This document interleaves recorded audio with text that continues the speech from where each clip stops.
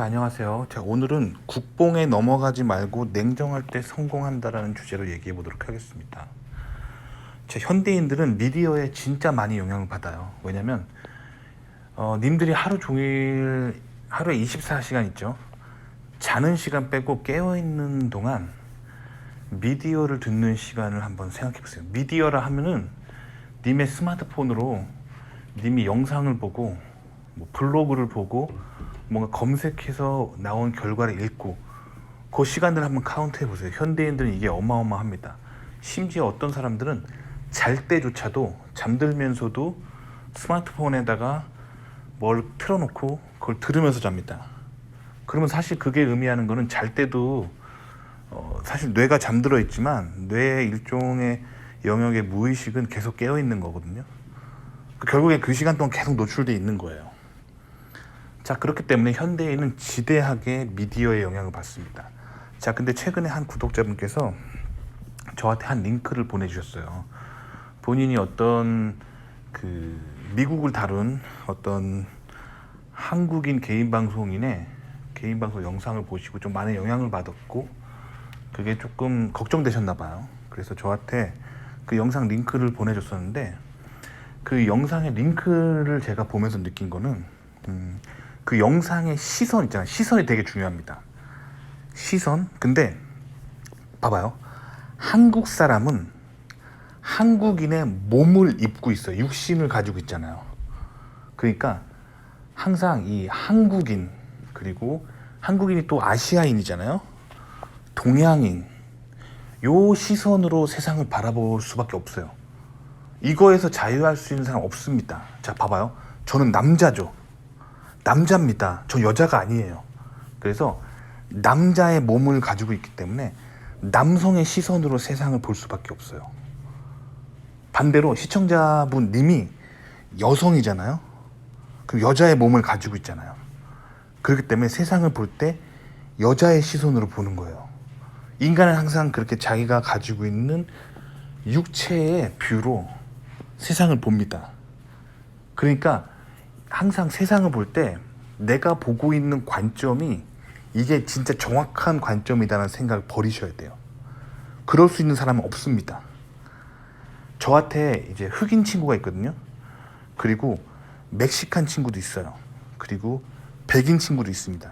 그리고 같은 동양인이지만 중국인, 일본인, 인도인 친구들이 있거든요. 똑같은 걸 보고 다른 소리를 합니다. 근데 그게 왜 그러냐면 백인은 백인의 시선으로 세상을 보고 흑인은 흑인의 시선으로 보고 동양인은 동양인의 시선으로 세상을 보기 때문이에요. 그렇기 때문에 이 인간이 이렇게 빠지기 쉬운 게 이 자신의 육체를 바탕으로 한 거거든요. 그래서 제가 개인 방송인 중에 한 분 좀 싫어하시는 분이 있는데 어떤 분이냐면 남성 개인 방송인인데 철저하게 남성의 눈으로 세상을 바라보고 세상을 까는 거예요. 그러니까 사실 세상에는 여성도 살고 있고 여성의 관점도 있는데 그걸 완전히 무시하는 거예요. 그리고 남성의 시선으로 계속 까는데 그래서 그 사람의 채널에 이 남자들만 계속 몰려들어요. 그리고 그 사람이 까는 게 여성들이 조금이라도 잘못하면은 뭐 그런 거를 까면서 거의 막 페미로 몰아가면서 엄청나게 까는 거예요. 또 마찬가지로 제가 또 별로 안 좋아하는 여성 개인 방송이 있는데 그 사람은 철저하게 여성의 관점이에요. 그래서 남성을 마치 동물 보듯이 대하는 거예요. 그래서 막 욕구로 움직이는 뭔가 알고리즘 같은 존재로 되게 부정적으로 얘기하는 거예요. 근데 사실 그것도 그분이 여성의 몸을 가지고 있고 제가 봤을 때 그분이야말로 진짜 페미니스트예요. 그러니까 이게 뭔가 세상을 볼 때 육신의 뷰로 보면 안 됩니다. 조금 더 냉정하게 보셔야 돼요. 그래서 저는 솔직히 말씀드리면 제가 가장 경계하는 건 뭐냐면 한국의 미디어입니다. 한국 사람들이 나 미국 좀 살았다 하는 거 있잖아. 속된 말로 하면 나 미국에서 방귀 좀 낀다 이런 사람들 있잖아요. 이런 사람들이 하는 말을 제일 조심해야 돼요.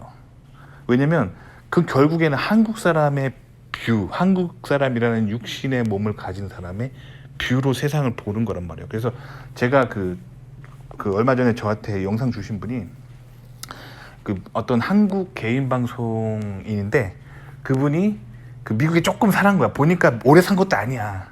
잠깐 뭐 프로젝트 하려고 그 원래 한국에 계시는 한국인인데 잠깐 미국 경험한 거예요. 그거 가지고 막 그 방송 나와가지고 썰 푸는 거야. 뭐 미국은 어떻고 뭐 실리콘밸리 어쩌고 막 하는 거야.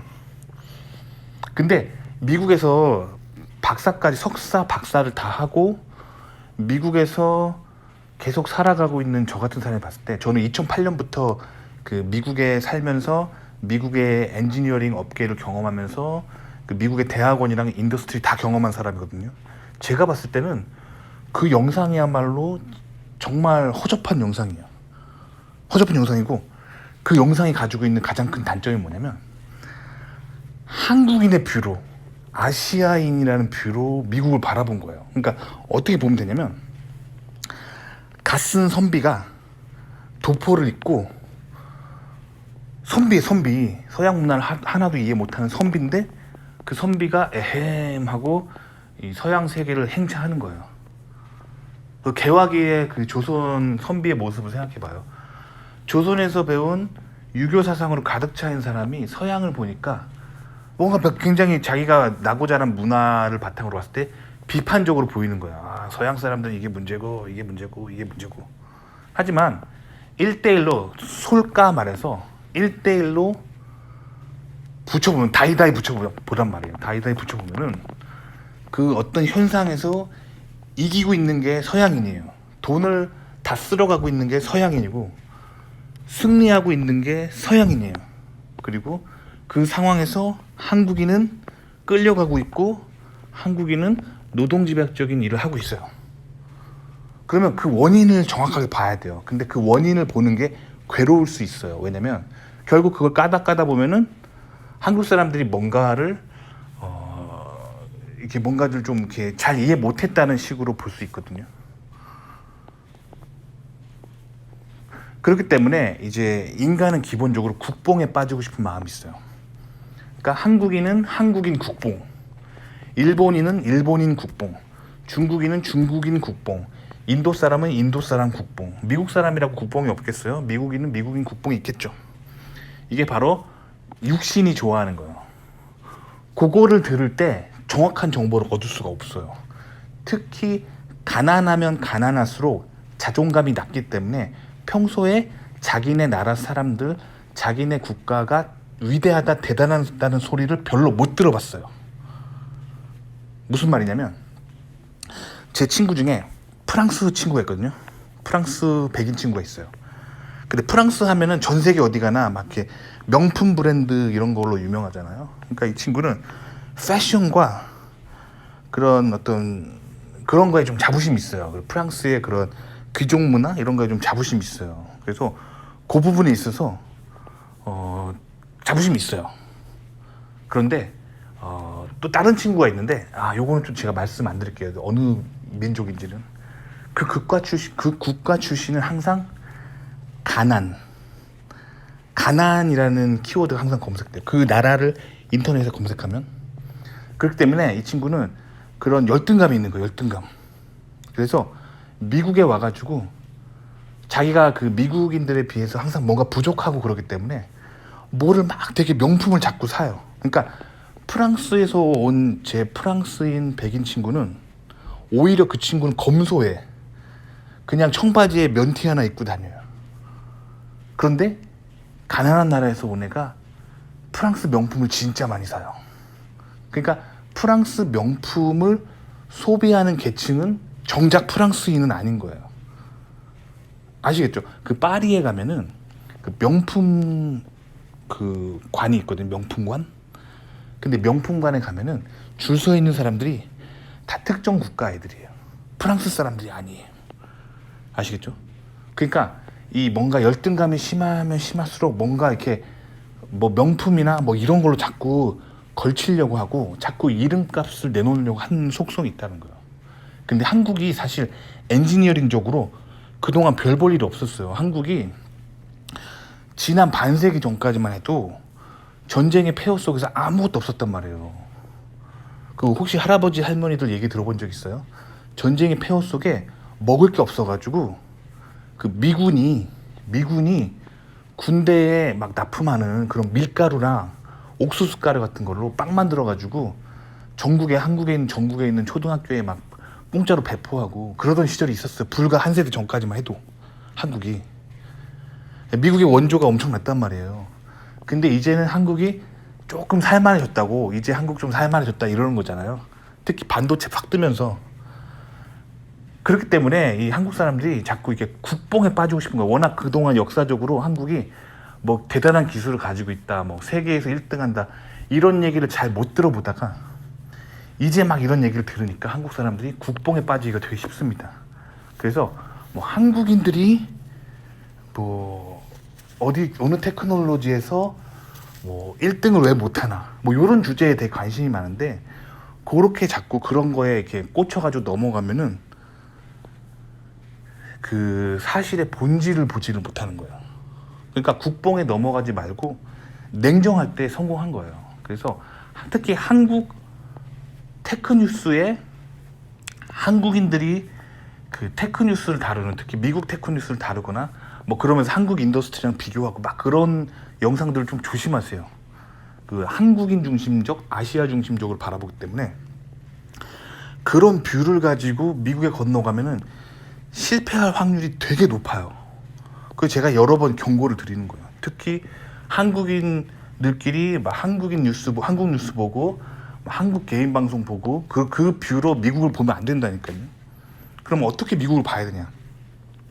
미국 친구들이 필요한 거예요. 그래서 저는 처음에 미국 갔을 때 저는 석사 때 소위 말하는 외국인 랩에 있었어요. 미국 내국인이 한 명밖에 없고 다 외국에서 온, 특히 이제 후진국에서 온 사람들로 가득 찬 랩에 있었거든요.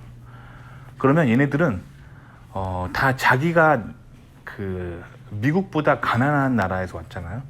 그 나라에서 보고 들은 뷰를 가지고 미국을 평가한단 말이에요. 그러니까 온전한 뷰가 아니에요. 다 뭔가 좀 편향돼 있고 그렇단 말이에요. 그래서 저는 박사 때 이러면 안 되겠다 싶었어요. 여기는 미국이고 내가 미국에서 박사를 딸 거고 미국에서도 인더스트리 경력을 쌓고 싶으니까 외국인들만 있는 데는 안 되겠다. 왜냐면 미국 이해를 못 하니까. 그래서 박사 때는 제가 다른 학교로 옮겨갔어요. 그래서 제가 지도교수를 선정을 했는데 외국인이 한 명도 없는 랩인 거야, 그 랩이. 근데 처음에 그런 랩을 들어가면 되게 공포스러워요. 왜냐면 나 혼자 외국인이잖아요. 그렇죠? 나 빼고 모든 전원의 랩 구성원들이 다 미국 내국인들인 거야. 미국에서 나고 자라서 나랑 인종도 다르고 뭐 거의 백인들이죠. 그리고 영어도 완벽하고 뭐 그냥 눈 감고 들으면 그 영어 시험에 나오는 그 테이프 있잖아. 테이프란다. 테이프가 아니 뭐지? 요새는 테이프 안 쓰지. 그 뭐냐? 듣기 평가에 나오는 완벽한 영어로 막 얘기해 샬라샬라. 그럼 어때요? 굉장히 공포감이 들겠죠. 그걸 깨야 돼요. 그걸 깨고 들어가서 다른 문화권에 있는 사람들이랑 이렇게 같이 연구하고 그럴 때 굉장히 새로운 뷰를 알게 돼요. 그래서 제가 너무 충격받았어요. 박사 때 미국 내국인이랑 연구하면서. 왜냐면 그 연구가 정말 한 20년, 30년 앞선 연구를 하고 있는 거예요. 그리고 지금 뉴스에서, 테크뉴스에서 빵빵 나오는 거 있잖아. 특히 한국 테크뉴스에서 나오는 거는 미국 내국인들은 그거는 너무 후진국적인 토픽이고 너무 철진한 토픽이니까 그런 거는 어디 아시아에 있는 개발도상국이 하도록 내버려 두고 걔네들이 다 만들면 그냥 싸게 사오면 되지라는 생각을 하고 있는 거야, 미국 사람들은. 그러니까 그 미국 사람들이 이렇게 생각하고 있는데 한국 사람들은 한국 테크뉴스랑 한국 개인 방송 보면서 맞아 저쪽으로 한국이 좀 더 잘하면 세계 정상에 설 수 있을 거야. 정상에 설 수 있을 거야. 그러면서 막 국뽕에 차올라가지고 너무 기분이 좋은 거야. 그 보면서. 그런 뷰가 위험하다는 거예요. 그 뷰를 가지고 그거를 전공하고 그걸 해야겠다. 그 국뽕에 차오르는 감정으로 그걸 선택하고 미국에 오잖아요. 그러면 미국 사람들은 그 토픽? 그런 건 한 20년 전쯤에나 하던 거 아니야? 왜 그걸 하지? 그런 거는 개발도상국 같은 데서 하는 거고 개발도상국에서 싸게 만들어 놓으면은 그냥 푼돈 주고 사오면 되는 거잖아. 요런 뷰로 바라보고 있는 거예요.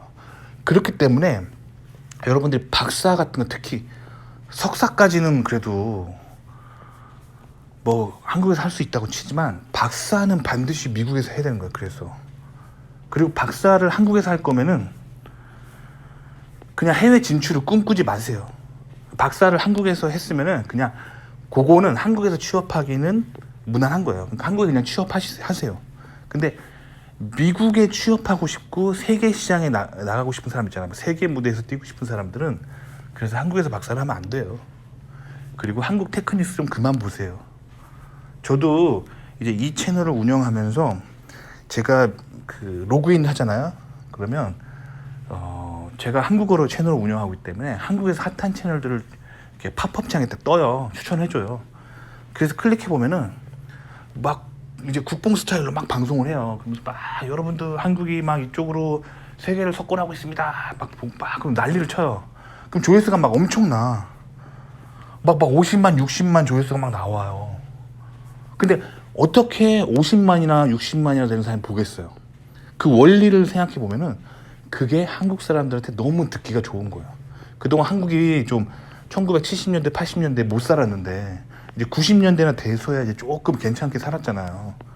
그래서 마음 안에 뭔가 과거에 못 살았던 그런 게 있어요. 그러다가 요즘 한국이 뭐 하나 이제 잘한다고 뉴스에 나오면 그 너무 즐거운 거야. 너무 즐거운 거예요.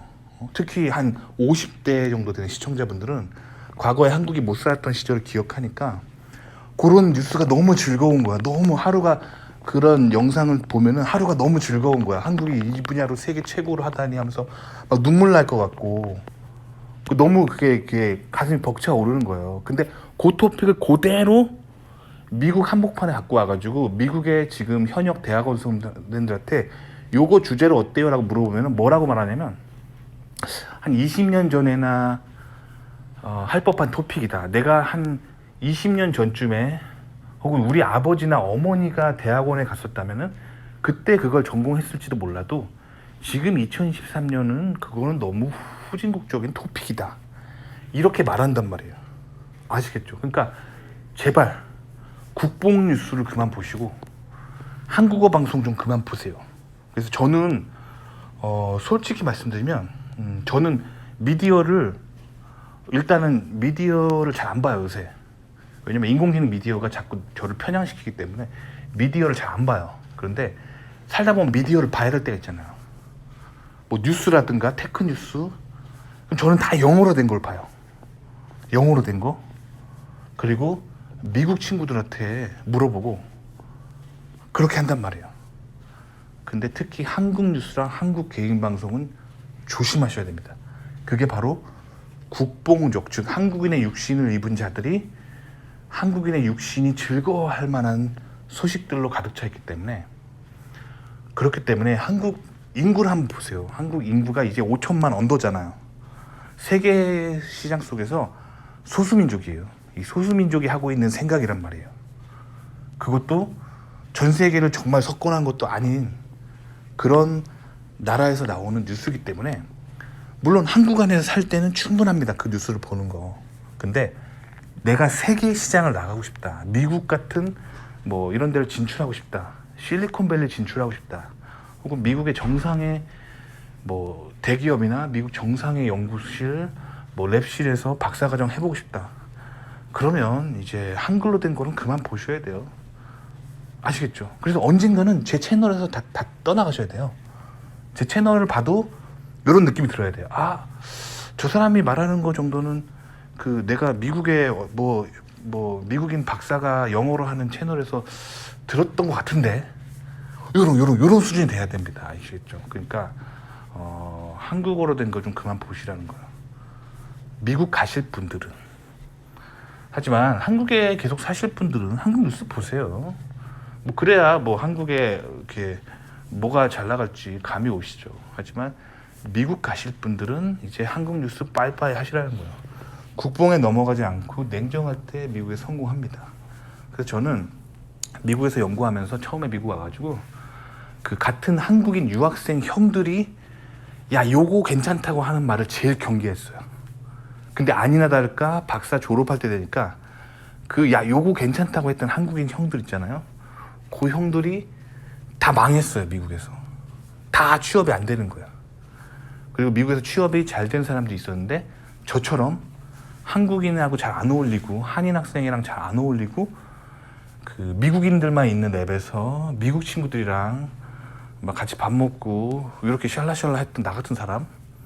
그리고 저보다 조금 일찍 유학 온 애가 있었어요. 고등학교 때 유학 와가지고 그런 애들은 이제 1.5세라고 하죠. 요런 애는 또 저 같은 사람하고 달라요. 왜냐면 그런 애들은 한국말이 좀 어눌해. 막 얘기하면은 안녕하세요 막 이러거든. 그러니까 한국말이 좀 어눌하니까 한국 사람들이랑 잘 못 어울리게 돼. 그러면서 얘네들은 자연스럽게 완전 미국 애들이랑 막 어울리잖아요. 요런 애들도 잘 나가. 그쵸? 이런 식으로 하면 뭐 또 뭐 아예 미국에서 태어난 애들이 더 잘 나가겠죠. 여기서 초중고등학교 나온 애들이. 그쵸? 뭐 그렇단 말이에요. 그러니까 제가 드리고 싶은 말은 그 한국어로 된 국뽕 미디어, 한국인의 뷰로 바라보는 세상, 이런 거 좀 조심하라는 거예요. 아시겠죠? 조심하시오. 아시겠죠? 도움 되시기 바랍니다.